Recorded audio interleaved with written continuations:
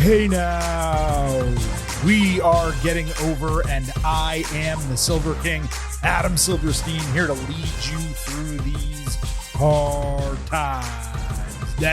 With episode 655 of your favorite professional wrestling podcast. That's right, Getting Over is back once again, and it is Thursday, so you know exactly what that means. We will be breaking down everything that happened over the last week in NXT and AEW. But this week's show also serves as your NXT Halloween Havoc 2024 Ultimate Preview. We will break down every single match on that card with predictions, picks, and a pre-show expectation grade. So you do not want to miss that on today's show. As we kick things off, allow the Silver King to remind you off the top that the Getting Over Wrestling Podcast is all about Defiance. So head over to Apple Podcasts and Spotify. Leave a 5-star rating on Apple. Take a little extra time. Leave a 5-star written review. If you do, we will read it live right here on the show. Don't forget to follow us on Twitter at Getting Overcast for episode drops, news, analysis, highlights, all of that good stuff. It is also where you will have a chance to vote in our pre- and post-show polls this weekend surrounding Halloween Havoc. Don't forget to subscribe on YouTube at Getting Overcast. And why don't you give us a follow on Blue Sky as well at Getting Over. So find us across social media. We are there for you. Please also remember, I happen to love the number 5. and I hope you do as well, because for $5 a month or $50 for the entire year, you can become an official Getting Over head. Just visit buymeacoffee.com/gettingover. Sign up. You will get bonus audio, the fastest 5 minutes in professional wrestling, instant reactions to every major TV show, and exclusive news posts on Friday as well. That is buymeacoffee.com/gettingover. Now, once I wrap up this intro, I generally just move right into AEW and NXT on this show. I want to give a shout out, not that they need it. It's a very well-known brand. But I got to tell you guys, when the fall rolls around, there's a special cookie that gets released in grocery stores and convenience stores across these United States, and it is the Malamar. And I just had a couple of them right before I started taping today's show, and it just reminded me how exquisite they are as a store-bought cookie. So I just wanted to give a shout out to Malamars, the dude who created them however many years ago. I want to say, if my memory serves and I'm not doing any research, I think they were created in like Pennsylvania or something like that. And it was for like a local convenience store, and they sold out. So then he started making them for a, bigger chain. And then all of a sudden, of course, they became a nationwide staple. But the chocolate is so thin on these cookies that they don't ship them during the summer because they melt in transit. So they save it for the fall and winter, late fall into the winter, to mass produce them and put them in grocery stores, at least down here in South Florida. So it's Malamar season. The Silver King is pretty deep into one box. I have 2 more in the closet already.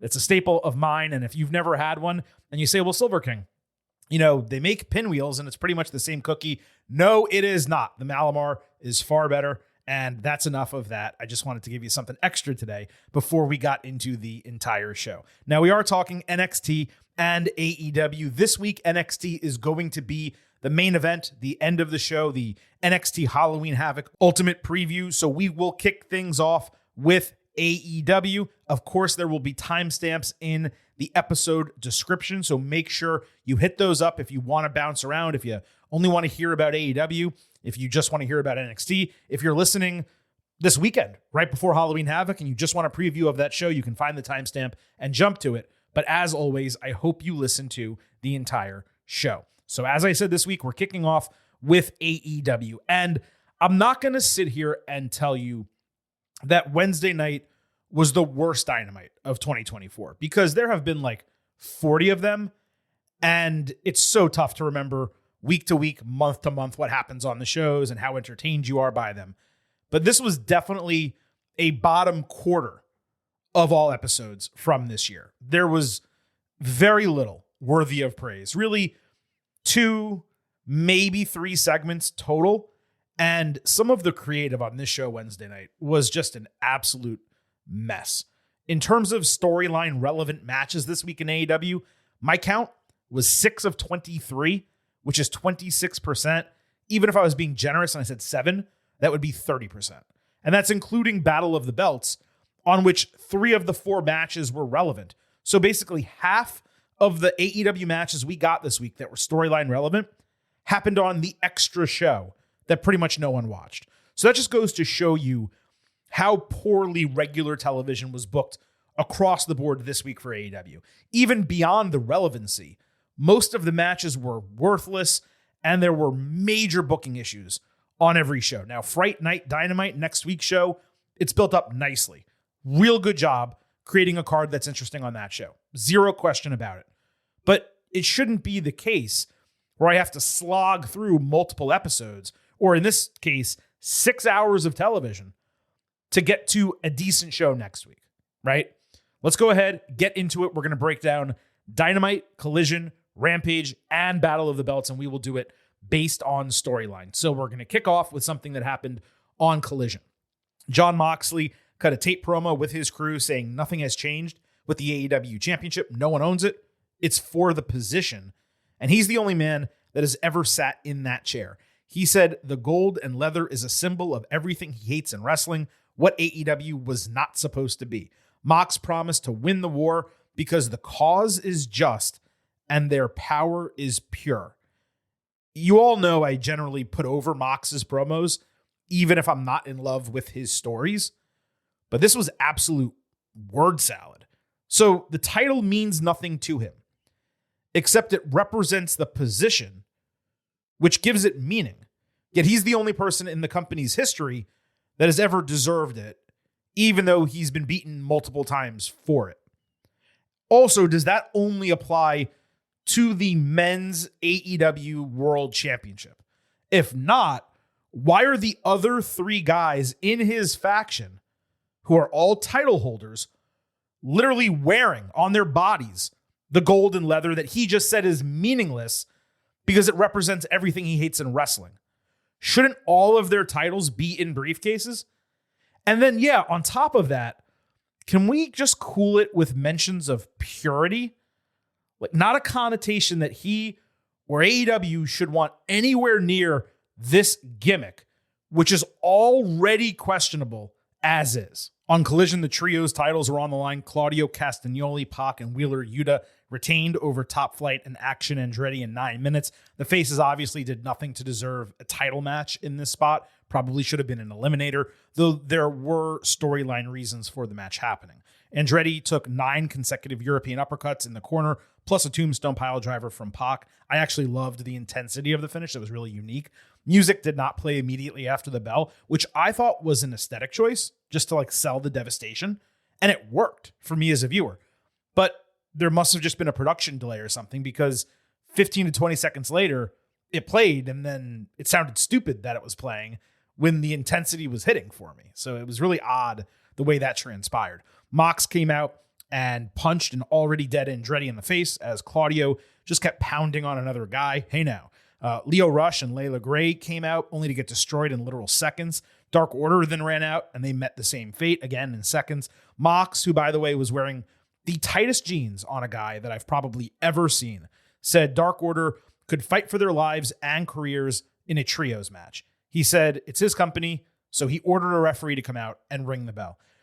You know, there was a story that came out recently, no idea whether it was true or not, about Tony Khan being displeased with the Elite Takeover storyline that he created, by the way, because he didn't want anyone to think, even for a second, that he wasn't booking the show himself.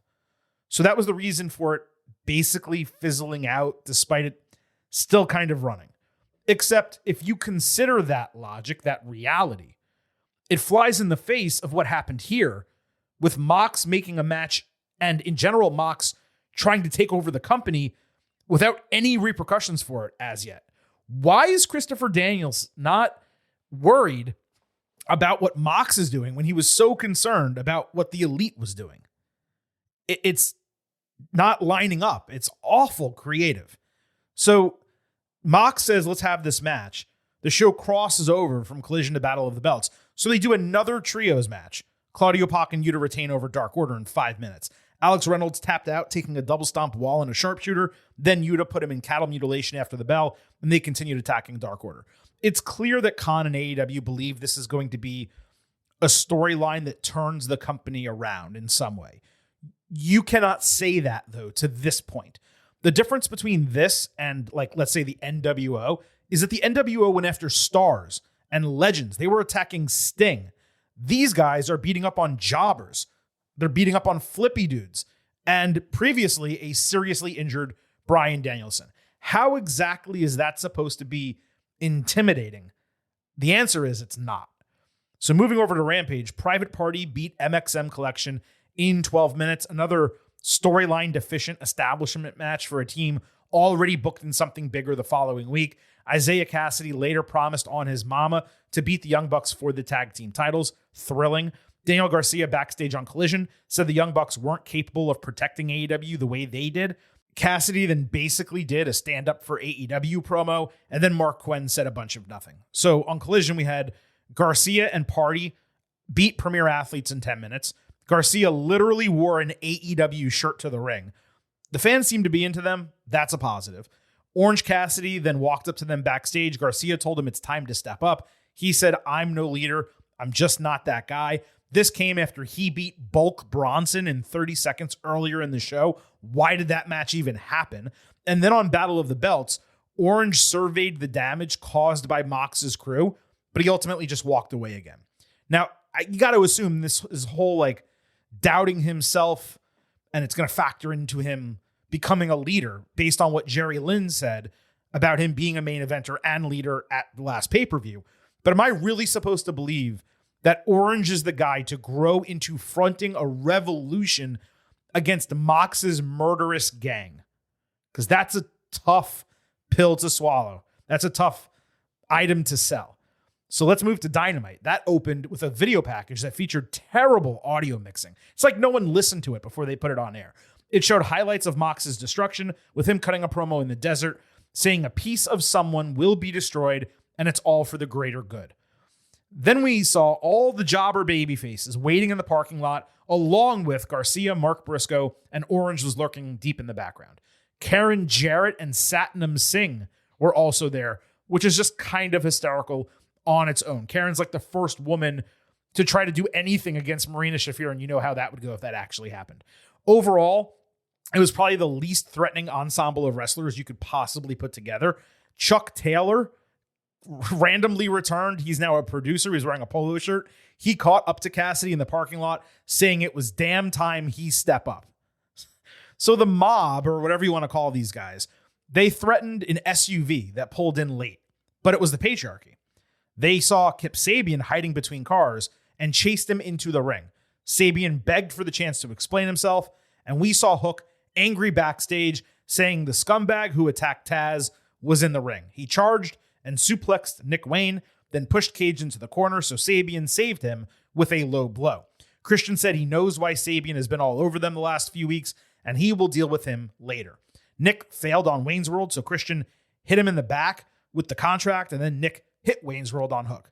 Then he took Hook out with Kill Switch onto the contract. He called him Tyler, saying, "This is not what it seems."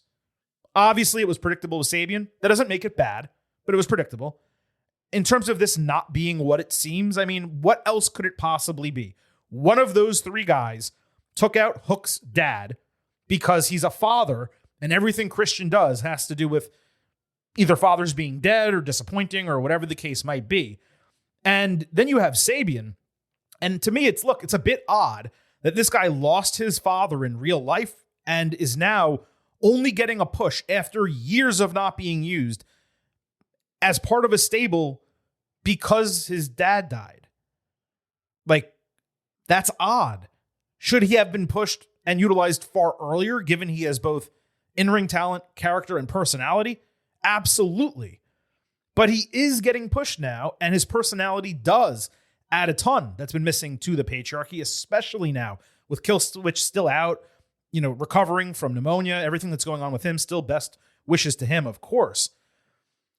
I think it's going to be a positive in the end. We're just going to have to see what exactly they do from a storyline perspective in terms of the reasoning for the attack on Taz and why this is more than we think it is and whether Sabian is going to do something to make us give a shit about this entire group as viewers. Now, staying with Dynamite, we had Garcia and Party against the Elite. This main evented. Kind of goes to show you how shitty this episode was when this was the main event. We got a glimpse outside as the posse of losers, now without any stars, continued waiting. Stokely Hathaway again tried to get at Party from the first row, like right in the middle of the match. Nothing happened with that. Garcia got powerbombed into the timekeeper's table by Jack Perry. The Young Bucks again did the double stomp powerbomb, which I guess is now fully in their arsenal. Garcia booted Perry over the barricade and then just stared watching him. Didn't move. The guy was like 20 feet away. He's just staring, forgetting the match is ongoing, staring at Jack Perry as Party in the ring is actually wrestling. They used silly string, but what they actually did, instead of hitting the full move, they caught Matt Jackson in a small package coming out of it for the upset victory. Now, I really enjoy the way that fall was developed at the end of the match. That was cool. But the match itself was mostly nothing for me. Isaiah demanded a rematch for the titles after the bell. The Bucks just walked out, so he countered with another offer. Private Party will split up forever if they lose the title match.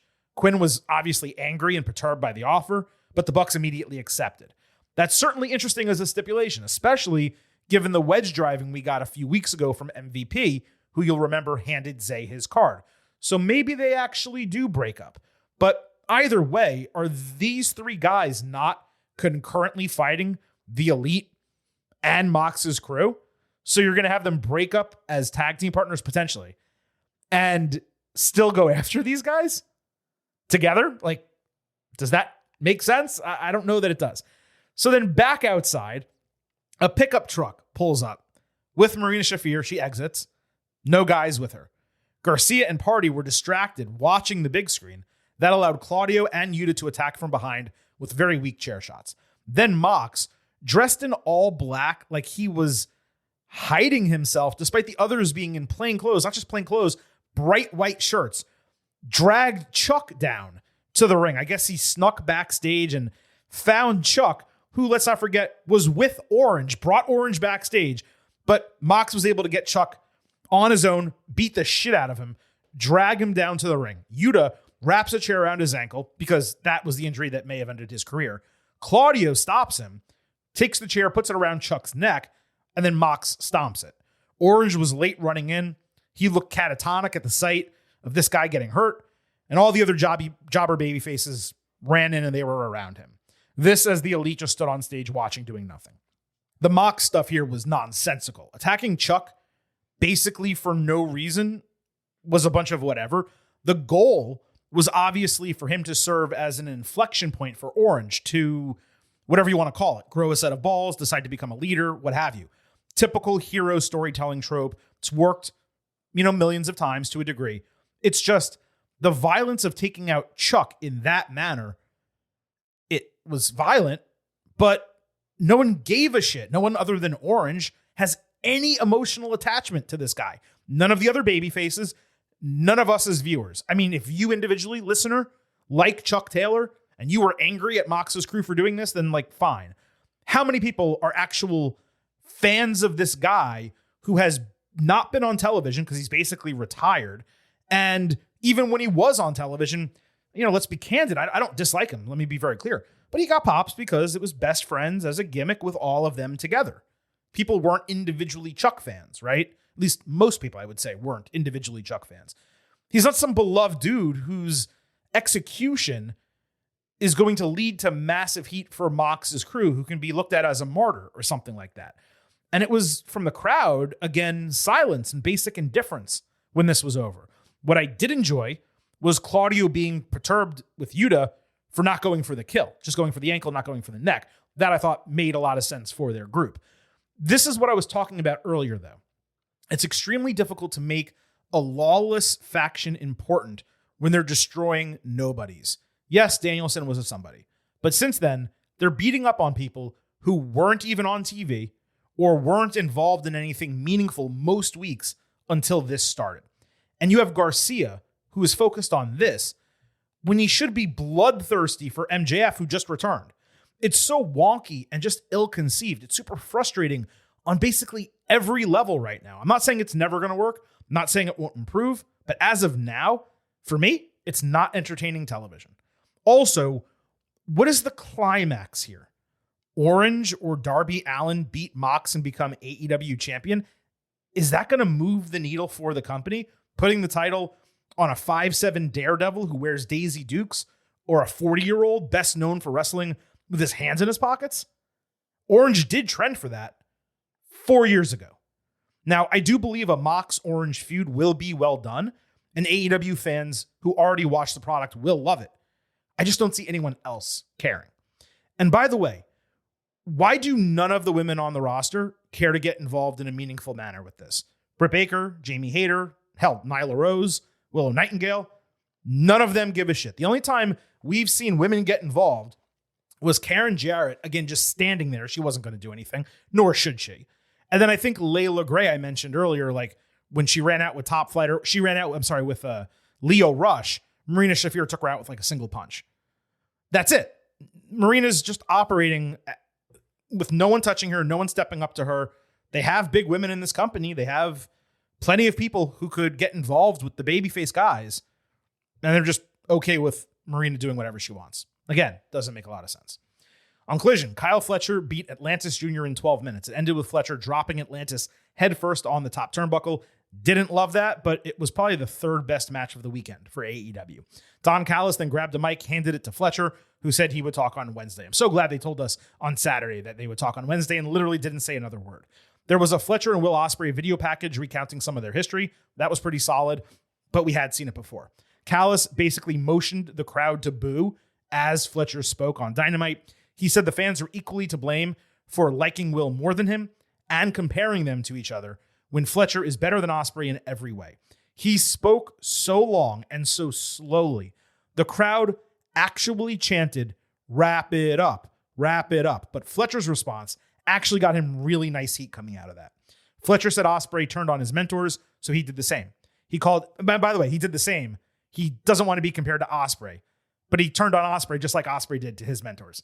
So that didn't really track. He called Ospreay selfish and offered him one chance to save face, fighting him next week against doctor's orders. Fletcher said the only way he can stand atop AEW is to be nothing like Ospreay. Then he took off his shirt, and Callis handed him a trimmer. He shaved part of his head live in the ring and screamed, "I am nothing like you," 4 times.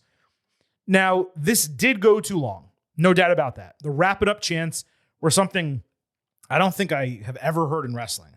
And while I hate protest chants from fans usually, in this case, they were completely deserved at that juncture. But Fletcher was excellent responding to those. And overall, this did hit for me. Fletcher having that level of microphone command, despite limited experience cutting promos to that degree, that was impressive. He's clearly the entire package. And this feud with Ospreay should ideally kick him into high gear. The problem is he's had numerous opportunities like this over the last year. He loses every single time, and he doesn't go into another gear. The other issue is that Ospreay needs to win this feud. Now, maybe there can be a way Fletcher gets the first win before they rematch, but this was easily, for me, the best part of the first hour of Dynamite, even though, yes, as the fans noted, it did go on too long and should have been probably 3 to 5 minutes shorter. Was it worth it at the end? It was, though I will say, if you're going to shave your own head on television, I know part of the idea is you do most of it and you look manic because you have weird pieces of it. I would have shaved his head the entire way. Just, you can like, even if you don't have a mirror, I understand it's difficult. You can pretty much get most of the hair off your head. At the end of that segment, I wanted to see a cool, different looking Fletcher, not a guy that was half bald looking like Hulk Hogan. So I just wish they took it one step further. Wrapping up the Don Callis family stuff on Battle of the Belts, Brian Cage and Lance Archer beat 2 jobbers in less than 3 minutes. Then on Dynamite, they squashed 2 jobbers in 1 minute. This is not something you put on your main show. Shouldn't have even been on Battle of the Belts. Shouldn't even have been on Rampage. Yet it was on the first hour of Dynamite as well. It's just terrible. On Collision, LaFaction and Gobernable beat the Outrunners in 10 minutes. There was a brief LFI video that was preceding this, but it didn't really reveal anything. Dralistico helped LFI cheat for the win. They attacked after the bell. FTR saved. Some extremely clunky work with Dralistico and Dax Harwood. It was really strange. They all posed again afterward. Roosh later promised to destroy everyone in the company. Then we saw Beast Mortos trying but failing to remove a mask from an injured hologram who was apparently written off due to injury by this segment. It was all just very bland. On Rampage, Undisputed Kingdom cut a short promo, basically shaking off Adam Cole, not giving a shit about them, saying they are now focused on the trios titles. Remember that, just for a moment. Shane Taylor Promotions also got a short promo, saying they would win a match next week. Gates of Agony then addressed being dropped by basically everyone they've aligned with.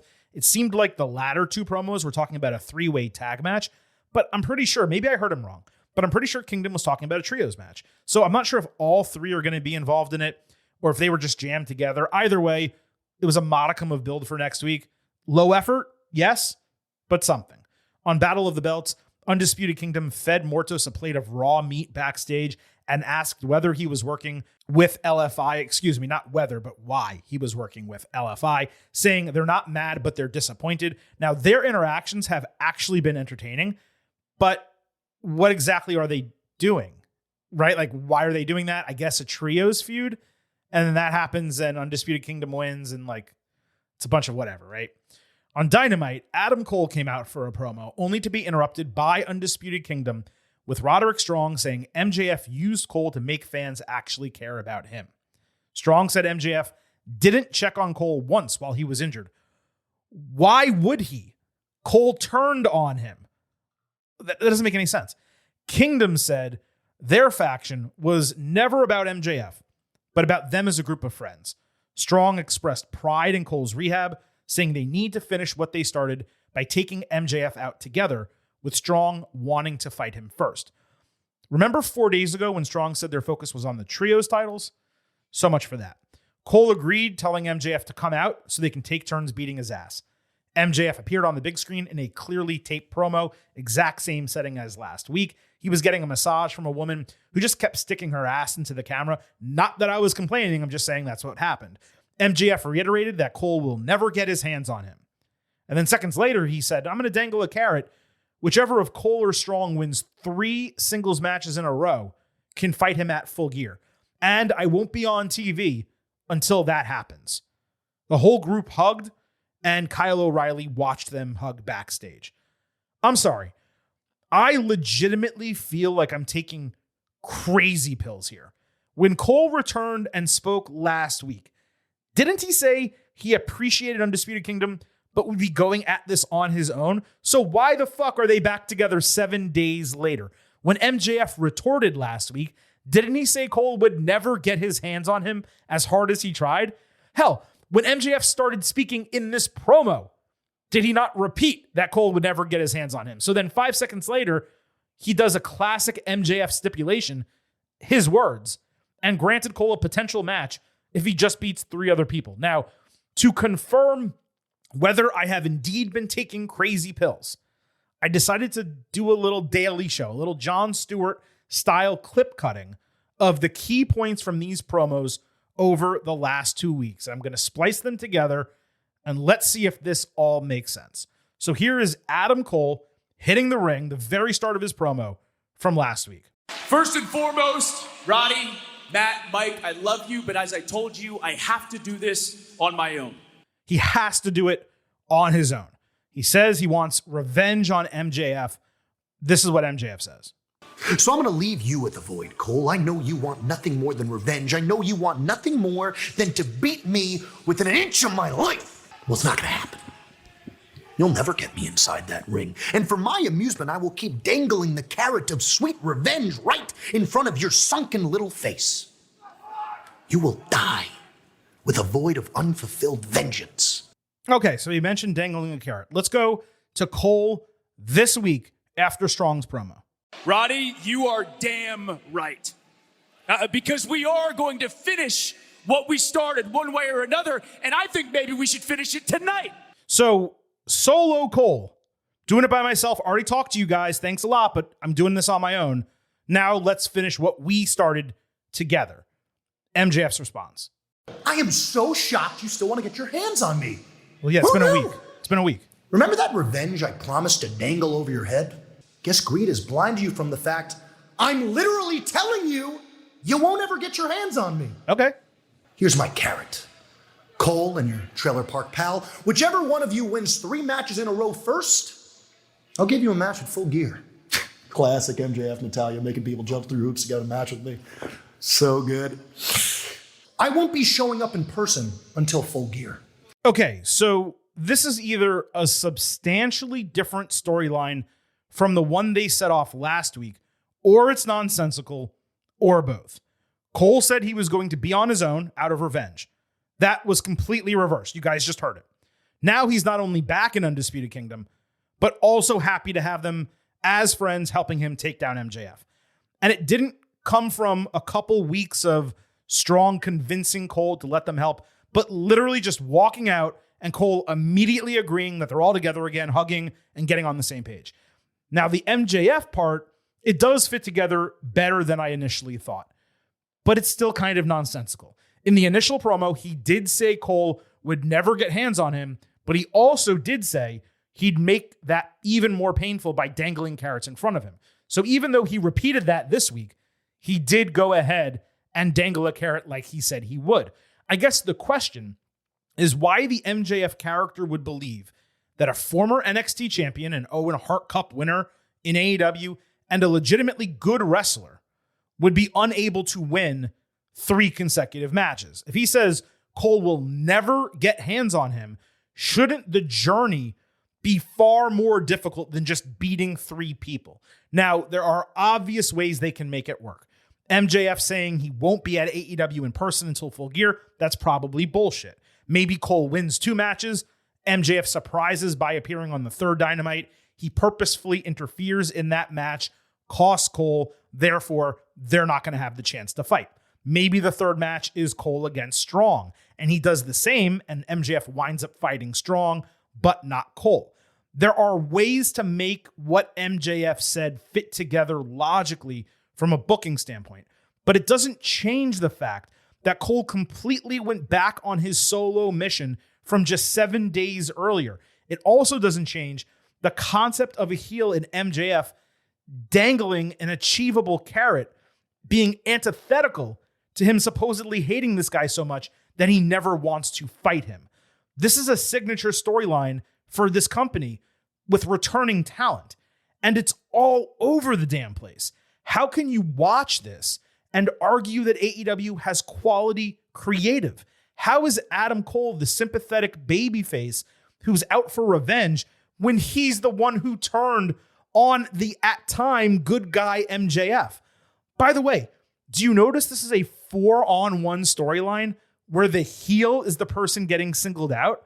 That is also antithetical to wrestling logic. Like, holy shit. Also remember that point, the 4-on-1 point, because we're going to come back to it. But I got to tell you, and I didn't think I'd be dropping this for a segment involving 2 guys I very much enjoy, both as wrestlers and personalities, MJF and Adam Cole. But folks, 0.0. 0.0, Mr. Blutarski. now after this, we had some stuff with House of Black. First on Collision, they beat a trio of jobbers in 3 minutes. That's it. Nothing else happened. On Dynamite, they beat another trio of jobbers, including one that looked like he was 14 years old, in a few minutes. Malachi Black at the end on the dude seconds after the bell. They just triple teamed another dude. The referee didn't give a single shit that this was illegal. Why are these guys out here squashing nobodies when they're established former trios champions that have dominated far better competition over the years? Doesn't make sense. Immediately after the bell, Buddy Matthews grabs a mic, challenges Adam Cole. Why? Literally no reason was provided in the moment. He said like 8 total words. So TV goes backstage. They go, Cole, why is Buddy challenging you? He's like, I don't know. Let me ask him. So he gets right up in his face, and Matthews' response was to prove 1 point, that you're fragile. Why does Buddy care if Adam is fragile? Why are they fighting each other? Now, we know why. The reason is because Cole needs to beat 3 people, and there's like 4 weeks left until Full Gear. So they put a match together randomly for next week. But that's not a storyline. That's not a reason for having a match for that guy specifically calling out the other guy. There has to be some connection. Why do I give a shit? Why should I go into that match next week thinking anything other than they're going to have a really good match because they're both good wrestlers and Adam Cole is going to win and he'll check box 1 of 3 on his list? That's why it's awful. It's predictable. Sometimes predictable things are good. We've talked about it on the show. But sometimes if you're not even giving legit storyline reasoning for a match happening, then you don't need to watch it. I don't need to watch this next week. Why am I tuning in? Now, I am tuning in because there's better matches on the show. There's more exciting matches. It's a special episode. There's reason to tune into Fright Night Dynamite. But if this was on, like, let's say this week's episode, why would I tune in to watch this match when I already know it's going to happen? There's no reason. On Rampage, Anna Jay beat Trish Adora in 8 minutes with a gory bomb as Mariah May was on commentary. Winning 3 straight, beating Robin Renegade and Harley Cameron, got her an eliminator match against May. At least it was an eliminator, not a title match. So that happened on Battle of the Belts, May versus Jay. Main evented, got 12 minutes. Anna got a fall that wasn't counted. Mariah then countered the gory bomb, only to get caught in a side crucifix pinning combination for the upset victory. Literal seconds later, Tony Schiavone via Tony Khan announced a title match in 2 weeks on Collision. It was a fun moment in a vacuum for Jay, no question. And I appreciated the effort to get both her over and establish her as someone actually worthy of getting a title shot. But the match was weak as hell. Commentary basically spent 10 minutes trying to gaslight us into believing Anna has improved because she had an excursion in Japan, when it's clear she really has not, at least not in a substantial way that makes her an actual good wrestler. I saw some flashes that first week she was back. Every match since has been normal Anna Jay. On Dynamite, we saw May throw Jay's suitcase out of the women's locker room. They got into a tussle that was broken apart by Daniels in 5 seconds. One man separating 2 active women talent trying to fight each other. Ridiculous. Since winning the AEW title in a huge moment, by the way, over Toni Storm, Mariah has fought Nyla Rose, Queen Aminata, Lady Frost, Yuka Sakazaki, and now Anna Jay. Now, of course, she did have a legitimate short program with Willow. That obviously made no sense when it came to Nightingale's contendership there. It's clear Mariah is in like a holding pattern until Tony gets back. That way they can kick up their feud again. But AEW really needed to give her a decent, singular feud to sink her teeth into. And instead, she's getting bullshit. I sound like Kristen Bell and forgetting Sarah Marshall. Bullshit. But she's been doing bullshit this entire title reign, basically. And it's really not the way to establish a top-tier women's wrestler in your company who just won the championship. It's pretty damn disappointing. On Dynamite, Hangman Page was proud of destroying Bang Bang Gang one by one over the last few weeks. Colton Gunn attacked him from behind. He landed 2 big shots, then celebrated and took a dive into the timekeeper's area. I presume Hangman dodged him, but the camera did not show that. So it just looked like he did a stunt. Page went to choke him. When Jay White and Juice Robinson saved, Hangman sold a leg heavily, as White twice said he was better than him in the ring and would see him soon. Now, I presume this was to write Page off for a couple of weeks before restarting a feud that will culminate at Full Gear in a month. I could be wrong, of course, but that's what it seemed like. Hangman gets almost as much time off these days as like Roman Reigns. There was heat in White's words. It rang hollow, made little sense without a challenge. Remember what I said earlier about MJF and Cole, the 4-on-1 feud where the one is a heel? Well, guess what? It's the exact same case here with Page up against the entire Bang Bang Gang. And just like that, it's a heel faction that suddenly turned babyface without actually turning face up against a heel who turned heel without actually turning heel. Now, in MJF's case, he did, the way he attacked Daniel Garcia. Hangman, I understand he beat the shit out of Swerve, but Swerve's the one who started it and went after his kid. I mean, we've had this conversation before. And by the way, in this segment, for those who watched it, why were 2 powerful wrestlers scared of one dude with a belt? It's ridiculous. On Collision, Sammy Guevara got a promo package saying he would repay AEW for his career by going all out whenever he wrestles. Why is it that everyone signed to AEW was like destitute before this company existed, and they all owe their lives to AEW? Then he challenged Shelton Benjamin, saying he personally asked for the match as a way to create a moment. I appreciate the attempt at providing a reason for a TV match. It doesn't excuse that it's one-sided and thrown together, so I just didn't count it. It's also clear that Sammy's promo was probably like audio recorded from home and sent in, so certainly a positive on one hand, but extremely low effort on the other. MVP and Benjamin responded on Dynamite, talking about taking over AEW. Everyone wants to take over AEW. Shelton fought Sammy. Benjamin was decently dominant early, beating up and toying with Guevara. Shelton kicked out of a cutter at 1, and MVP yelled at him to stop playing with his food. Benjamin hit a thrust kick, step-up knee, and turnover power slam for the win. Tony told us that it was an incredible time to be part of AEW. Immediately after the bell, The bell rings. 1, 2, 3. This is an incredible time to be part of AEW. How? Why? Because Shelton Benjamin beat Sammy Guevara in like an okay match? I cannot stand Shivani at this point. Why would you say that after a mediocre heatless match? Predictable winner, predictable match booking, nothing wrong with that, but it didn't accomplish much of anything. On Collision, Ricochet beat AR Fox in 12 minutes. This was technically an open challenge, but man, the crowd went mild when Fox came out. Probably because it was his first TV match, by the way, in 3 months. Obviously, the wrestling was high quality and fun, especially for a show opener. Ricochet looked great. Fox sold well for him, 3.75 stars B+. Of course, after the bell, he immediately said, "We're the best wrestle." Are you fucking kidding me? And he called out Konosuke Takeshita, saying he would fight his way to an international title match. His new tag is out of this world, which is fine, but he does say it every single time he speaks. Promo was, back to being mediocre at best after that strong one backstage with Will Ospreay a couple weeks ago. Ricochet called out Takeshita again on Dynamite, asking to meet him on Rampage for some reason. He again dropped out of this world. He got interrupted by MVP, who complimented his suit and suggested they start fresh in a new company. More rough mic work from Ricochet here. Going with MVP would actually hide some of his flaws. It's what they should have done with him in WWE. It doesn't seem like they're going in that direction here, but shit, I would. On Rampage, Mark Briscoe beat the Butcher in 10 minutes. This was obviously a non-title match. Then he welcomed Kyle O'Reilly to the ring so he could beat Aaron Solo in 5 minutes. O'Reilly challenged Kazuchika Okada for Battle of the Belts. On Dynamite, the ROH title was on the line.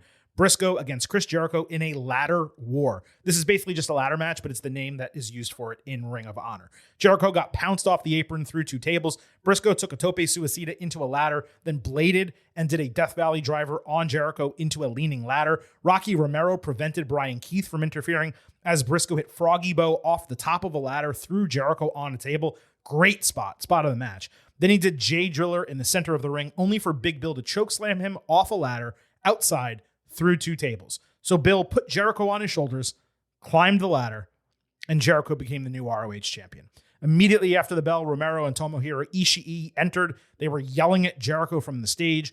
So Briscoe, who's a member of the conglomeration faction that has like 5 dudes in it, only has Romero watching his back in this match, knowing he's going up against a group. This despite Orange being brought backstage 20 minutes earlier by Chuck, who said Mark might need our help, and Orange is nowhere to be found. Do I have that right? And then Jericho wins another championship off a guy who was actually super over and whose dead brother he talked shit about, Jericho did, for multiple weeks. And he did that so he can defend it against Ishii, who is one of my favorite New Japan wrestlers, or at least used to be, but has done absolutely nothing but lose since joining AEW. It's nonsensical. This was a slow plotting match. I gave it 3.5 stars B for the effort, for the big spots, but the booking here is an absolute F. What a total joke. It benefits nobody. Jericho bouncing from worthless championship to another slightly less worthless championship and being a major featured part of the main show every single week with these titles is just excruciating at this juncture. On Battle of the Belts, the Continental Championship was on the line. Okada against O'Reilly. Easily the best match on that show. So smart move to give it 18 minutes. Okada won with Rainmaker after O'Reilly took him close to the time limit draw. Probably the second best match of the weekend for AEW. Okada kind of seems to be just cruising along. There's no promo. There's no real excitement around him. Like he says, bitch.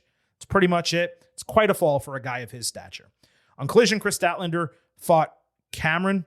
Harley was her normal, entertaining self on Rampage, sharing that Saraya is incapacitated, and she didn't provide any further details.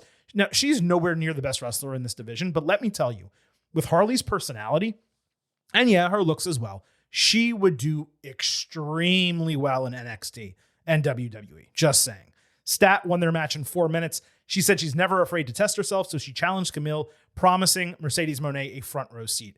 Camille hasn't even wrestled a legitimate match yet at this juncture, so I thought it would be interesting. It's ridiculous that Stat is supposed to be a full-fledged babyface without a turn after destroying her best friend in a feud that she started. On Dynamite, there was a voiced-over training montage building up the Stat Camille match, saying a winner will be the biggest, strongest, scariest woman in AEW. Fair enough. in terms of that moniker, but they really are trying to jack the EST stuff from Bianca Belair. That said, this is, of course, a match I do want to see. Big meaty man slapping meat. That's what I want. It's just weird that this aired before Camille even accepted the match in the first place. And again, she's beaten nobody to that juncture. So, we'll just move to the match she had later in the show. Camille against Queen Aminata. This was a bad match, but more competitive than would have been expected, which is a credit to AEW just not burying Aminata like they normally would in a case like this. One can argue Camille was taken too far, given the stat match is supposed to be super competitive. In fact, that's my exact contention. This did go a little bit too far, but it was still decent in terms of Aminata not getting buried. Stat came out to stare down Camille after the bell. Monet got between them, talking shit to Stat, hit her from behind. Stat no-sold it. She got shots on both of them. Camille then leveled Stat with Monet talking shit over her. The post-match was okay. What was most annoying about this segment is that Mercedes wore a jacket that had these really cheap fake chains on it. And throughout the entire match, they kept clanging together and rubbing and making noise that just as a viewer, audio-wise, drove me completely insane. I will also note, this is not that dissimilar from what we're getting in WWE with Rhea Ripley, Liv Morgan, and Raquel Rodriguez. And if you're going to compare it apples to apples, even though I don't like the way they've booked Camille since she's returned, it's slightly better than what they're doing with Raquel over in WWE because A, she's in matches beating people looking dominant, even if most of them are jobbers. And B, she actually dominated the Ripley equivalent here, Stat, in the middle of the ring and stood over her looking strong, which we've still yet to see her do, Rodriguez, to Ripley in WWE. So apples to apples, it's technically being done better, but both of them are not being done well. On Collision, Thunder Rosa backstage said she's cleared from her concussion, and she started putting over some success that she had while she was gone. Harley stepped right in front of her with a particularly bad acting gig, only for her to get punched by Thunder. So I guess they'll have a squash match this coming week. On Rampage, Jamie Hayter called the women of AEW, including Penelope Ford, backstabbing bitches. Then it was announced she would be in action on Collision. Why not just fight Ford on Collision? Why are we delaying this? On Collision, Hayter beat a jobber in 2 minutes. Ford popped up on the big screen saying she attacked Hayter because she didn't have to work for her opportunities. Huh? Awful promo, awful setup, awful logic. Why is this what Hayter is doing? She came back as one of the most popular women in the company, and they have, I hate saying they've ruined someone, but the new look that she has doesn't really work. Makes her look like 20 years older than she is.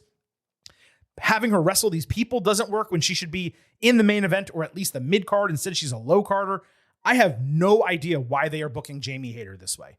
On Dynamite, Hayter challenged Ford for 2 weeks, wanting to make her a victim of her AEW return. Her promo here was actually good. It was better than anything that happened over the weekend, but there's no momentum in this mini feud. And now they're pushing out the match 2 weeks. So how am I going to care about it more 2 weeks from now? Maybe they'll do something. I don't know. And lastly, on Rampage, Deonna Purrazzo and Taya Valkyrie were both wearing fur coats, which I guess is now their unnamed group's gimmick look. Deonna said she protects her family, and Taya co-signed, saying their partnership is not new. It was formed long ago. It's possible that their group name is Vendetta or something, but they really said a bunch of nothing here. They debuted as a team weeks ago. Nothing whatsoever notable has happened since. So I'm glad they're still getting promo time, but it's time to actually do something with them, right? They're both talented. They're both able to go in the ring. They have personality. This is what you need in the women's division, and just you're doing nothing with them. It's very, very odd. So, folks, that wraps up AEW this week. As you can tell, a lot here that I simply did not enjoy top to bottom. Super frustrating, particularly Dynamite, which I thought would at least have enough to advance storylines and get me interested in shows going forward. But really, it was that Fletcher promo that stood out most, and then a couple other items that were okay. And when I watch 6 hours of television, at the end, I want more than okay. Quickly, as we transition from AEW to NXT, the new ratings came in just as we were taping this show. So I'm doing this off the cuff here and kind of reading what I am seeing. Dynamite came in at 637,000 viewers, 0.19 demo, basically identical to last week. 4,000 more viewers, 1/10 of a point lower in the demo, but it is the lowest demo since September 4th, if we're being technical on the entire thing, when it comes to normal night, normal time. NXT came in at 702,000 viewers in a 0.16 demo. That is up significantly in viewership from a week ago, just under 70,000, but it is the lowest demo for NXT actually since August 13th, affecting both shows in terms of the demo. My guess was the NBA. They had opening night on Tuesday. I don't even want to talk about it, the way my team performed. But also there were games for many other teams on Wednesday. So as the NBA season goes, the games become, I don't want to say less important necessarily, but as the regular season goes on, it's not the same interest level that you have with opening night, the first time your team plays, especially on national television. NXT is going to deal with it all year. AEW less so, which is why, of course, it is on Wednesday night instead of Tuesday night, but it will be something to monitor. Either way, what's actually kind of interesting about this is from a viewership standpoint, even though AEW was slightly up, it would actually still be lower than NXT's viewership rating last week. This is 4 weeks in a row that NXT has higher viewership than AEW.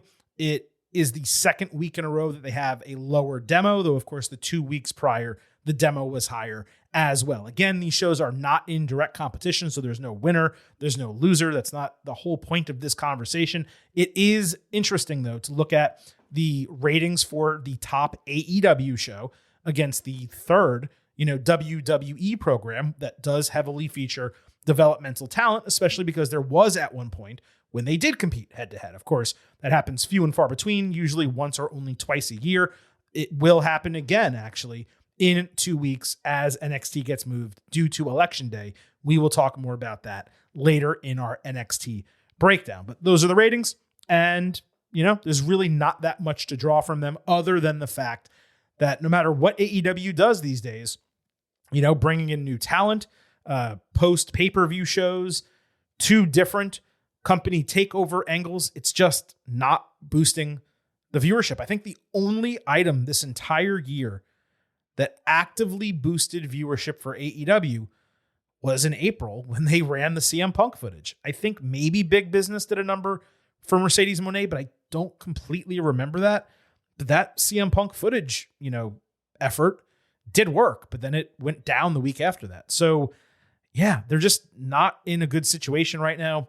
Not selling tickets well for TV. We've had that conversation as well. I think fewer than 3,000 people at Dynamite, but Fright Night Dynamite next week does look like it's going to be an exciting show. And hopefully the crowd for that is larger and more boisterous, and the rating does well for them as well. Moving over to NXT, the go-home show for NXT Halloween Havoc on Tuesday was heavily centered on the women's division for the better, as is usually the case when NXT, I was going to say dips a toe, but drops a whole leg into that pool and doesn't necessarily have a 50-50 show, but leans a little bit more towards the women's division, 66-33, 75-25, which is, I think, what it was this week. Almost every single time they do that, the show delivers. Now, I didn't find this to be the greatest go-home show, mostly because I'm not that excited for Halloween Havoc as it has been built card-wise. That said, there was still plenty to talk about, plenty of interesting stuff that happened on NXT. We're going to first begin by discussing everything that happened on television that doesn't directly relate to Halloween Havoc. And then on the back end, we will have your NXT Halloween Havoc Ultimate Preview, talking about what happened on TV in the go-home, and then each match individually with predictions. Damage Control fought Metaphor. This opened the show. Lash Legend got a cool power spot with both faces. Io Sky did a springboard moonsault outside. Kairi Sane hysterically pounced Lash off the ring apron and hit the pop-up insane elbow. Io totally slipped on a springboard, then missed over the moonsault, only to get booted right in the face by Legend. She caught Sane for a swinging backbreaker. Piper Niven ultimately interfered as Metaphor went for their finisher, with Chelsea Green dressed like Cher from Clueless getting involved as well. She slapped right across the face, both Io and Kairi. And I mean, like, what did Five Fingers say to the face type of slaps for both of them. They're pretty good. Piper hit Vader Bomb on Lash, then a double basement splash on Damage Control, with Chelsea adding a double flying crossbody to stand tall at the end. Now look, the endless DQ finishes in these matches, they're really wearing on me just from a repetitiveness standpoint. But at least WWE is doing something unique. They're building a 3-brand women's tag team storyline which I don't believe they have ever done to this degree before. It does seem like they're going to do a fatal 4-way title match, one challenger from each brand against Bianca Belair and Jade Cargill, perhaps as soon as Crown Jewel. It was a fun opening segment with Damage Control, obviously the stars. Kyrie has really looked like herself over the last month. Strange that there was such a long adjustment period for her, but she's off and rolling now. Lash again proved, look, she's still got a ways to go from an in-ring development standpoint. She's constantly slow behind the 8 ball during matches. The talent is clearly there. She just needs to develop. Not every single person can get called up after a couple of years, and she needs to continue working, but everything is there. She is the entire package. Just needs to get more fluid in the ring. Fraxium helped Javon Evans keep his head up after losing consecutive NXT main events. Evans took exception to it, and Nathan Frazier was kind of throwing some shade, so Javon slapped him across the face with Cedric Alexander separating them. Wes Lee was loving all of this, calling Evans spicy, throwing some more shade at him. So he was getting hit from basically a few different angles here. Everyone's saying, hey man, you're young, you'll win eventually, you'll succeed eventually. He, of course, didn't want to hear that. Fraxium later got into an argument with Ava, which was kind of convoluted. The presumption was all of a sudden that they would be defending the titles against Evans and Alexander next week. Now, I know they did win one match. I think Alexander actually got the fall, but I would hardly say that makes them number one contenders for the tag team titles. I mean, maybe do a regular non-title match and then win, and then, of course, get a title match. It seemed like a leap too far just to jump to that. Frazier, though, he was pretty much a big-time asshole, and his character has been that, really, for the last few months. Selfish, entitled, now almost hazing a rookie as a semi-veteran. Fraxium, they've been throwing around these title matches left and right, so I don't totally mind that part of the booking, but given Evans has lost consecutive main events, as pointed out in this segment, and Alexander hasn't done much of anything, I would just have preferred this happen after they won a couple more matches. I also would say that this would have made more sense being scheduled for the ECW Arena show as opposed to just a random episode of TV next week. And that reminds me, I was going to mention that at the beginning of the NXT segment. I did not. So if you're saying, Silver King, what are you talking about, an ECW Arena show? Well, it turns out that NXT 2 weeks from now is being preempted from Tuesday to Wednesday due to election night here in the United States.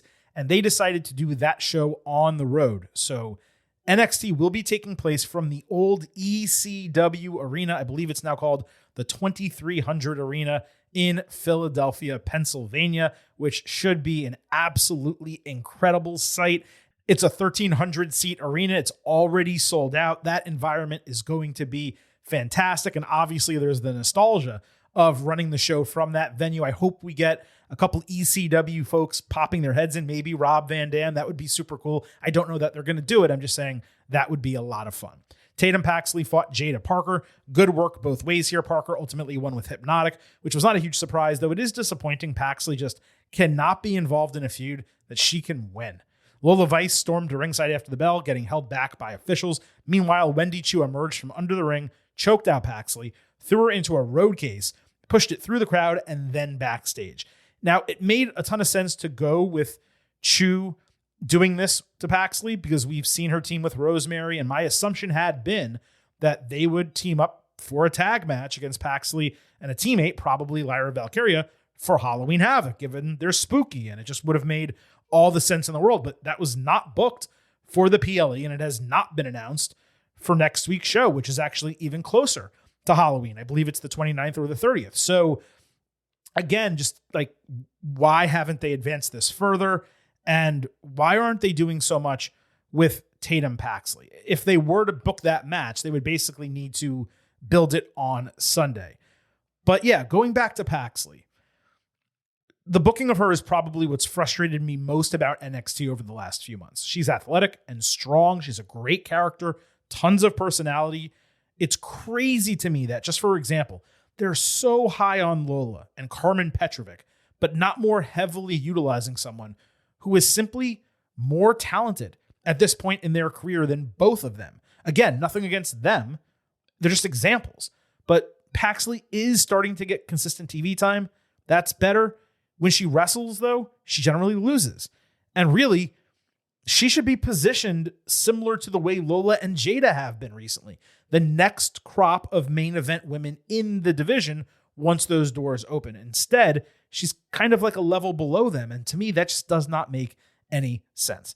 Hank and Tank fought out the mud. This was built from a parking lot segment revolving around a NASCAR guy who's going to be driving an NXT branded car this weekend. Bronco Nima had a protective face mask, which basically explains why OTM has been out of action for so long. Hank hit Bossman Slam for a broken fall. As Parker went to attack Tank ringside, Vice ran in to take her out. That allowed the NASCAR driver to slam his helmet into Nima, with Hank and Tank hitting their tandem pounce power slam for the win. Vice then made all the guys do her dance, which was actually kind of funny. For a blatant promotional situation, it was actually a good time. There's nothing really to take away from it, and certainly I would prefer it not be on my TV than be on my TV, but it wasn't that objectionable. Sol Ruca, Brindley Reese, and Carmen Petrovic were gossiping in the gym about Ashanti the Adonis, who approached all suave, getting into it with Carmen. She got all pissy that Sol teased her about possibly liking him, and that led to a match challenge, which they're both baby faces, and she was just having a good time with her. So like, why are you fighting over that? Before the bell, Carmen noticed Ashanti flirting with a completely different woman in the crowd. Sol hit some springboard moves. Carmen set herself up for success, only to see Adonis walk out holding the hand of his guest. Ruka caught her blind with Soul Snatcher and got the win. We always joke about NXT being like a high school drama show. This was doing the most when it came to like actually bring that environment on screen. It's kind of unfortunate because I was actually interested in Soul and Carmen because they both have high ceilings in this division, but the entire match was basically centered around Ashanti. Not the end of the world, and the story is different than anything else on the brand right now. I just wish the women got to work a little bit more before they went to that finish. Lexis King approached NQCC backstage, again commiserating about last week's events. King tried to compare his skill to Charlie Dempsey, saying he actually does want the Heritage Cup to gain respect. Dempsey obviously scoffed at that. They decided to give him a shot anyway, though he knew it wouldn't ultimately change anything for him. King later asked Ava to appoint a corner man for him since nobody trusts him and he doesn't have any friends, and he was dejected when she basically refused. So he needs to find a corner man for a Heritage Cup match. Nikita Lyons caught up with Tyreek Igwe and Tyson DuPont, saying it was great to be back. They explained that they're grinding in the gym and in the facility. They're getting ready for their moment. Lyons told them not to wait for their moment. They need to be aggressive. Obafemi then came in, handing Nikita her jacket, which she apparently dropped somewhere. This was all just kind of strangely thrown together, but the Oba and Nikita interaction may have actually made some sense. We'll get to that in a moment. Andre Chase basically did a Chase U ad turned into a promo on Ridge Holland. He was devastated that the university embraced him as he sought redemption, only to realize there was actually no saving him in the end. That led to an ambulance match challenge for Sunday. Holland later accepted that in a taped promo, saying he purposefully tore Chase U down brick by brick, and that Chase was the only one left. It was definitely one of Holland's better promos. Chase was fine. It's always tough to take him too seriously given the gimmick. So let's just go ahead and use that to transition into our NXT Halloween Havoc Ultimate Preview, because the first match we're going to discuss is now Chase against Holland in an ambulance match. I'm surprised this is happening on the PLE.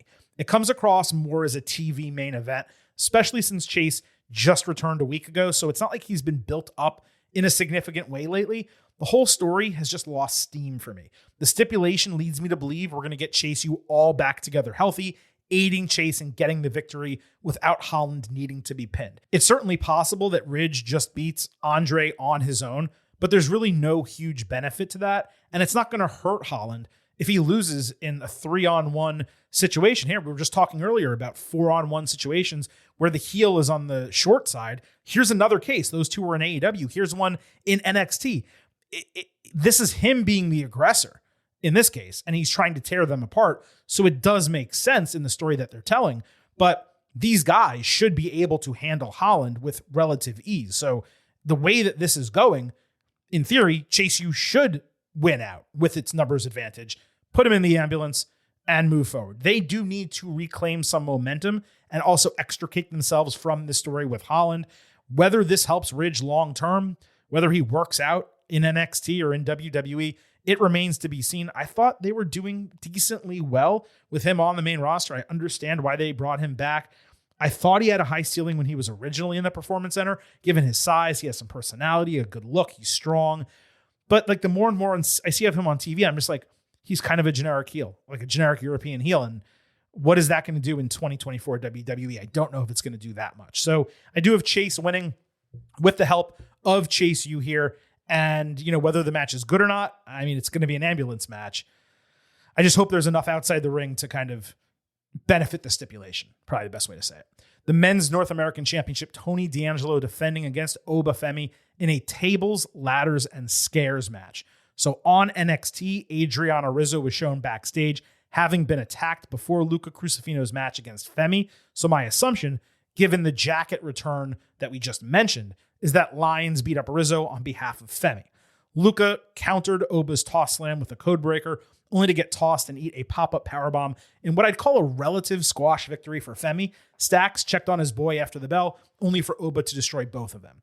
D'Angelo came out for the save. Femi turned the tables and zip-tied his arms to the bottom turnbuckle, forcing him to watch as he tossed Stacks through a regular table and powerbombed Luca through a ladder propped between the ring and the announce table. Really nasty bump on the second one. D'Angelo later said Femi made the match about more than the title. We then learned at midnight, after NXT went off the air, and why they chose to do this at midnight after the show, I have absolutely no idea. But I'm going to read you what was announced by the NXT general manager, Ava, on Twitter. Here it is, 12:11 a.m. Eastern. Tony D'Angelo requested the North American Championship table, ladders, and scares match this Sunday at Halloween Havoc be decided by pinfall, with tables, ladders, and chairs legal to use as weapons after the events of tonight and Oba's actions. Request granted. So we're going to get a ladder match, or what was supposed to be a ladder match, where the title is now not being hung in the air. On one hand, that's sensible just due to Oba's size and difficulty climbing the ladder, but it's also nonsensical doing the stipulation. Now it's just a no disqualification match, which is the exact same as the Devil's Playground match, which is just a no disqualification match. So you have two stipulations that are identical, except I guess they will separate them by ensuring tables, ladders, and chairs are used in this match and maybe providing other weapons, although I'm sure chairs will still probably be used in the NXT match, which, it's not really those aren't unique or exciting stipulations. They're just hardcore matches at the end of the day, right? The whole spin the wheel, make a deal thing is to do something fun and special and different. And instead, we've gotten the most boring basic stipulations that you can get. Now, there is a chance that one of the three spin a wheel, make a deal stipulations is unique, but we don't even know about that one going into the show. And I will talk more about that momentarily. In terms of this match, I don't even know what the change in stipulation does to my prediction, right? Because initially I thought, well, if it's a ladder match, D'Angelo climbing the ladder, getting the title, that allows him to retain. It saves Femi from taking another fall. He'll lose 2 in a row, but Tony can remain champion, and it doesn't really hurt Oba because he only got pinned one time, somewhat by happenstance. Now that they're going with a pinfall victory deciding it, it seems to me far less likely that Tony would retain the title, because why would they want to pin Oba twice? On the other hand, what did we just discuss with Chase U and Femi? Actually, now I'm kind of coming around to this. I don't want to say I'm coming around to the idea, but perhaps it's not as illogical as I said it was earlier about AEW when it's a single heel going against multiple baby faces.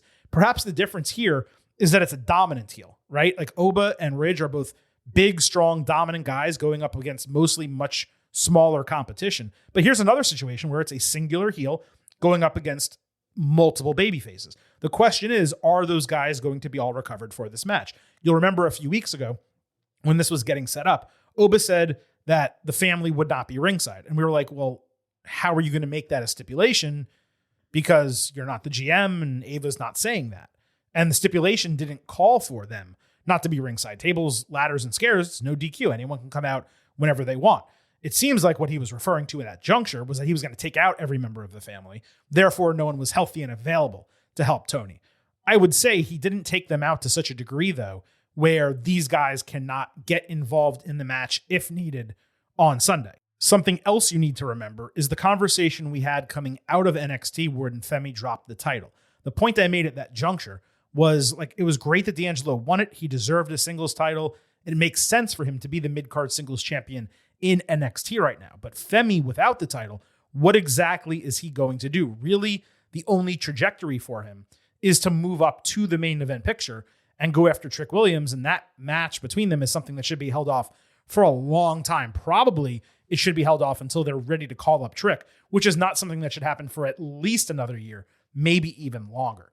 So if you're not going to put Femi into the main event of NXT, you probably need him to win this title back. And if they're going to that pinfall stipulation, despite the potential numbers advantage that the baby faces could have here, I mean, I'm conflicted a little bit on this prediction, but I think I'm going to go with Oba winning the title back. I don't know that it hurts Tony that much. He overcame his fear in storyline. He conquered Femi and did win the championship. The question is, do you want a title reign that short for D'Angelo? And if so, what happens to Tony? Maybe they go back heel and they're the ones who go after Trick Williams. That to me would probably make more sense. Now that he's won a championship, he has a taste of gold. That's what they try to do. So I'm going to predict Oba to win back the North American Championship. Let's also remember there's only a few title matches on this card. So you would like to have at least one title change. But let's also remember, even beyond that, that this is one of two direct rematches on the show that we just saw a couple weeks ago on television and that we previously saw a couple months before that. So this is rubber match one of two on Halloween Havoc. And I will discuss that fact a little bit later when we give you our pre-show expectation grade. There was a promo package on NXT for Stephanie Vaquer in Portuguese. At least I believe it was Portuguese. She talked about conquering the world one country at a time, saying her goal was to always get to WWE. Julia, in Japanese, put over her former opponent turned friend, who she sees as the only person she can trust in NXT. She said they would both go after Roxanne Perez and the NXT women's title after they pick up the tag team win at Halloween Havoc. I'm glad they got around to doing this, really for both of them, but especially Stephanie, just given the way she debuted. It was just enough to explain their partnership and their mutual goal while giving some background about Vaquer that was badly needed. Perez and Cora Jade later put themselves over as pillars of the division, saying it's one thing to be a big deal around the world and quite another to do it in NXT. Fatal Influence came in saying Julia and Stephanie don't deserve to even be there. All five of the heels basically came to an agreement saying, yeah, they don't deserve to be here. And then Kalani Jordan stuck her nose into the entire deal with some sugar sweet babyface stuff. It was basically revealed that Fatal Influence was getting the title opportunity regardless of the match result, which was so confusing from what we talked about last week. So the match was Julia and Vaquer against JC Jane and Fallon Henley. As they walked to the ring, the faces had a brief stare down with damage control. Io and Julia were smiling particularly wide, and Kyrie actually used her spyglass to look at both women, which was really funny. Like, am I really seeing Julia in NXT? I thought that was funny. There was a fire moment, just like with Braun Breaker and Jacob Fatu on Raw. Speaking of fire, Julia and Vaquer were excellent working together. They tripped into a 619, double elbow drop, some cool sequences. Vaquer got a nice hot tag. Henley countered a superplex from Julia into a landed vertical suplex. Jasmine Nix distracted with Lonnie taking her out ringside. That distracted JC, who ate a pump knee from Julia, a package backbreaker from Vaquer for the 1-2-3. Lonnie raised their arms, and they climbed the ropes to stare down the heels as the show ended. Not only was this match a blast, but it was the best we got from the 4 hours of WWE TV so far this week. Julia and Vaquer really got an opportunity to show their stuff, and they did it against a couple experienced women who absolutely held their own. It was ultimately a fun main event. It advanced two storylines simultaneously. Julia and Vaquer have both already proven to be the real deal. Now we're going to go to these two matches and discuss each of those. But before we get to those, let me give this a grade, and let's also discuss something that happened in between. Grade on the match was 3.5 stars B, but if it had gone longer and been a little bit more involved, it might have hit B plus A minus range. No question about it. Now, earlier in the show, there was a fourth Delta vignette.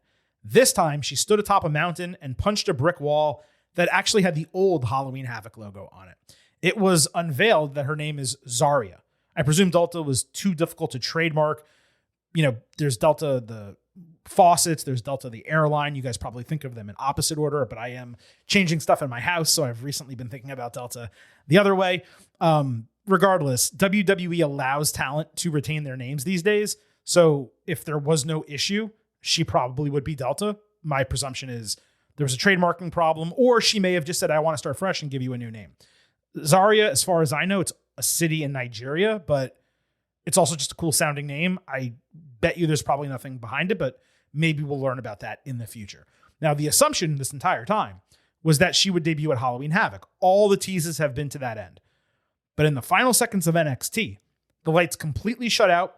There were flashes of light interspersed with clips from all of her vignettes, and suddenly Zarya appeared on the stage with a super bright light behind her. You want to talk about an electric debut. I mean, she didn't do anything, but she looked so menacing and badass here. I'm not sure what exactly she's going to do at Halloween Havoc.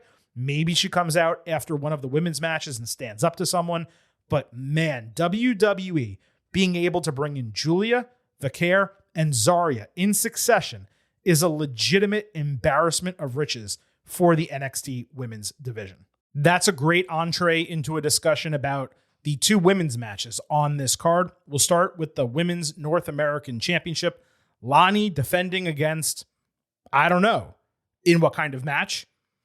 I don't know. We don't have answers to either the opponent or the stipulation here because both were left undecided at the end of NXT. Now, my presumption is that JC will challenge because she was kind of yelling at Lani at the end of the show. Fallon would make sense as well. Jasmine simply would not because it is a title match. She's inexperienced. She's done absolutely nothing to earn it. Whereas JC and Fallon, you could at least make an argument for them. But I do lean with Jane as being the one challenging Jordan. As far as the stipulation, they spun the wheel, but it landed on Spinner's choice as the show ended. So in theory, Lonnie's going to go into this match outnumbered, and she's going to be forced to fight against a stipulation for which she cannot prepare. If she walks out of Halloween Havoc with the title, there's going to be something massively wrong with the NXT booking. She's held the title for 125 days and counting at the time we're taping this show. And as we've said previously, as nice as she might be, as athletic as she might be, as much potential as she might have, and she does seem nice, she's certainly athletic, and the potential appears to be there. Lani has failed to make the title, and the title, which was introduced with her, certainly has not made Lani. She is way too saccharine to be taken seriously, and the elevation of the Women's North American Championship has suffered because of it. Whoever she winds up fighting should absolutely walk out of Halloween Havoc as the new champion. There are a plethora of mid-card babyface women on this roster. There's some heels as well, don't get me wrong. But the idea of running Fatal Influence with a title and having all of them combat them and try to win it, maybe ultimately like Sol Ruka is the first one to take it off of JC or something like that. It just makes too much sense. I'll repeat something I've said numerous times that, Fallon really should not be in this group. But it seems like it's not going to stop anytime soon as much as we have been protesting it. So again, that's kind of where we stand. I have Lani dropping the North American Championship. I just can't tell you to who, and I can't tell you how because we don't know the person she's fighting, the challenger, nor do we know the stipulation for the match. And I'm not necessarily against that because we have the framework for it, but my hope is that the stipulation is at least unique because if it's not, then you're just going to have 3 no DQ matches on the same show, plus an ambulance match, which is basically no DQ. So you're basically getting 4 no DQ matches on the same show, one of which ends with shoving someone in an ambulance. The other 2, as of now, end in pinfall or submission victories. And this one, we just don't know yet. The other women's match, of course, is Julia and Stephanie Vicaire against Roxanne Perez and Cora Jade. We've already discussed the build for it.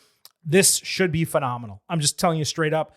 The way Julia and Stephanie work together on NXT TV against JC and Fallon, and I'm not necessarily saying the pairing of Roxy and Cora is better than JC and Fallon. In fact, Cora, you have to make the assumption, is going to have plenty of ring rust in this match, and she should theoretically be the weak link of the 4. We'll see how much she actually wrestles. So I can't necessarily promise you it's going to be a better match than that. But if Roxy does most of the work and she's wrestling Julia and Steph, then it should be. And there's a great chance it's the match of the night. I've said previously, this is the type of non-title tag team match that you actually have main event to show. It is. Now, it's not going to because the men's match is strong enough on its own. It is for the title. and it will probably main event. I'm making the assumption here when we're having the conversation.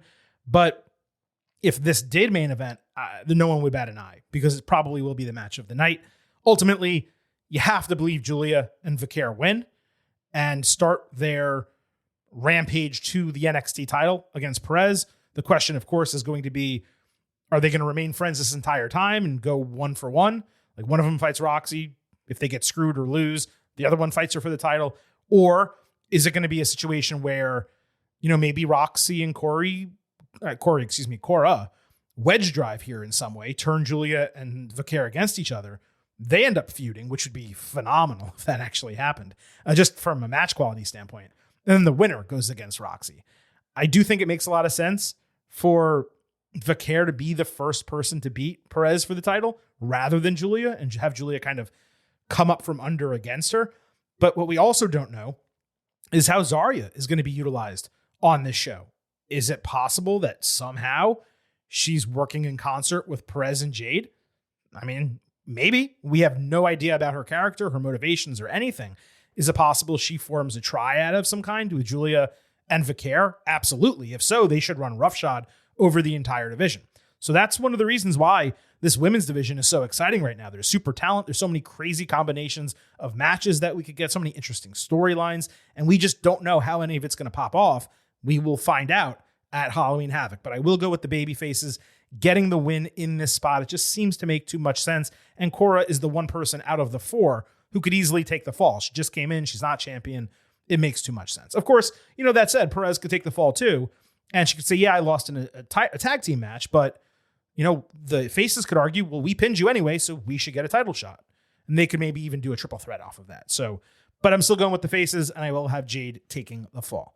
That moves us to the expected main event of the show, the NXT Championship, Trick Williams defending against Ethan Page in a Devil's Playground match. They did a face-to-face confrontation on NXT. Trick was out in white fur like an angel, while Page wore a black suit and red shirt like the devil. Page basically said Williams has been pampered his entire career with top-of-the-line facilities, talented trainers, top-notch creative minds, all to kickstart his journey in wrestling, while Page had to go through hell over 17 years just to get inside a WWE ring and ultimately become champion. Page talked about getting busted open so often, he got used to the nasty taste of his own blood, so Trick shot back, he would just do it to him again. He'd bust him open again. Ethan gave him props for the one-liner. He said it's all fake confidence, false bravado. He's not actually tough. Page said he would be focused on making Williams regret. He even tried to become a professional wrestler, the type of guy Trick hasn't fought in his entire career, even when he's faced his toughest competition. Williams reminded that Page has never beaten him, but Ethan said the Devil's Playground rules were his rules. This was strong both ways, definitely went too long. There was no need for it to be that extended. Also, look, you want to say you're better than Carmelo Hayes and some of the other people that Trick has fought? Fine. You're going to come in here and tell me you're a bigger badass than Ilya Dragunov? That's where I'm not going to believe you. Now, his name wasn't mentioned, but had Dragunov's name been mentioned, certainly that would be a tough argument for Page to make. I do appreciate how new storyline wrinkles have been added for each incarnation of this match, but Trick not having anything but a clever punchline while Ethan was kind of pouring his heart out here, despite being a heel, by the way. It was like oil and water in one segment. I still don't understand why they are running this back and doing so at a PLE of all places. The only way it would make sense is either if Page is getting a super fast call up to the main roster and therefore they're having Trick go over him again, putting an end to that story and moving him on. But the problem is the main roster right now doesn't need mid-carders like him. They don't need mid-card heels. So I don't think he's getting called up. The other way this would make sense is if he's winning back the title and they just put it on Trick to get a big moment on the CW debut. That is certainly plausible. But I don't know why you would want to put Trick in that position where then again, you'd be shoving him off to the side and saying, okay, you lost the title a second time now. This time you actually got pinned by Ethan Page and you got to now work without the title and, figure out your own way in this company. Now, I would find that to be super interesting.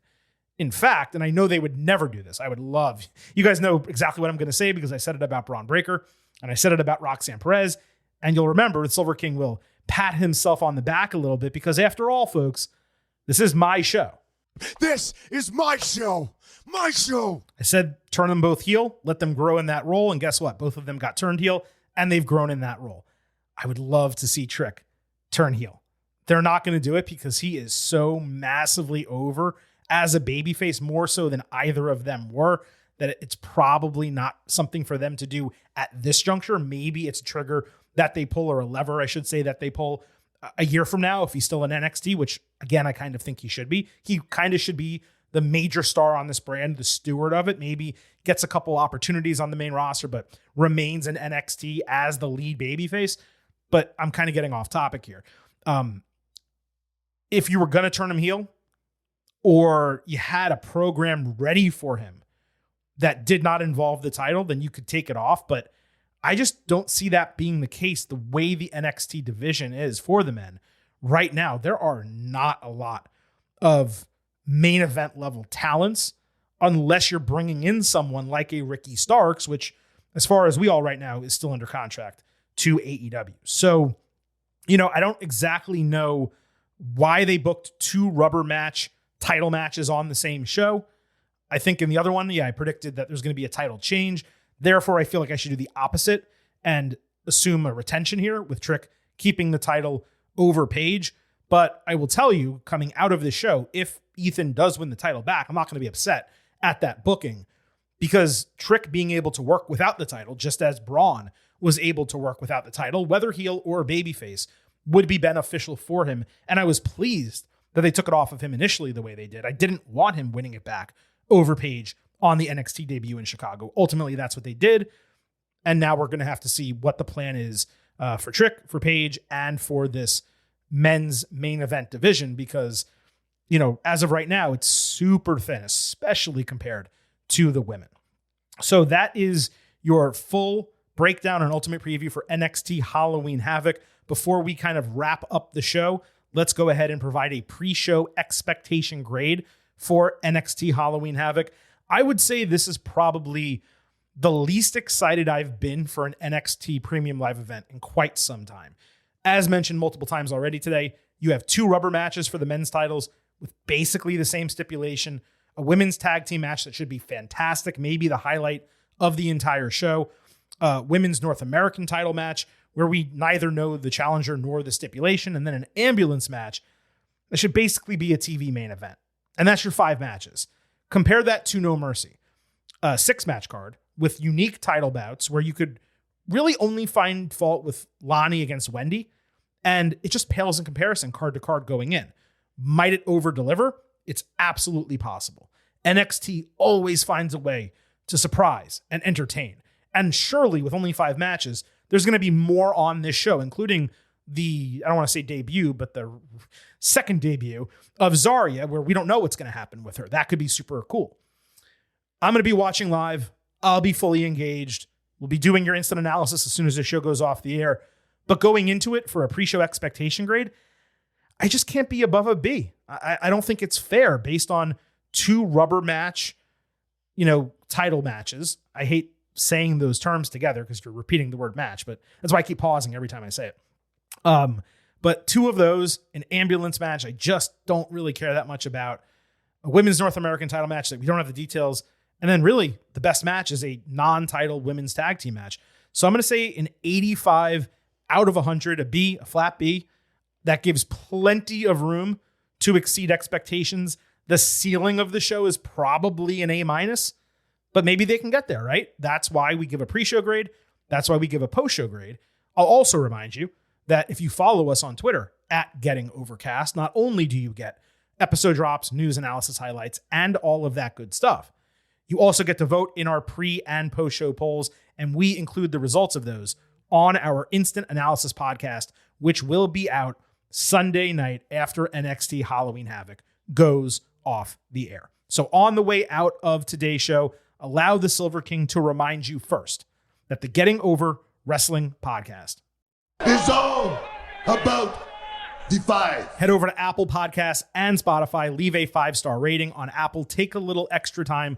Leave a 5-star written review. If you do, we will read it live right here on the show. As mentioned, follow us on Twitter at Getting Overcast. Follow us on Blue Sky. The main name there is Getting Over. Subscribe to us on YouTube at Getting Overcast. And please also remember, I happen to love the number 5. and I hope you do as well, for $5 a month or $50 for the entire year, you can become an official Getting Overhead. Just visit buymeacoffee.com/gettingover. Sign up. You will get the fastest 5 minutes in professional wrestling, instant reaction audio to every major TV show, and exclusive news analysis posts on Friday. Again, that is buymeacoffee.com/gettingover. Thank you all so much for listening to this episode, the second of 3 this week in the Getting Over Wrestling podcast universe. We will be back on Sunday with your NXT Halloween Havoc instant analysis, and then again on Tuesday with your weekly WWE show. This is the Silver King signing off and leaving you with just 3 final words. Bye for now.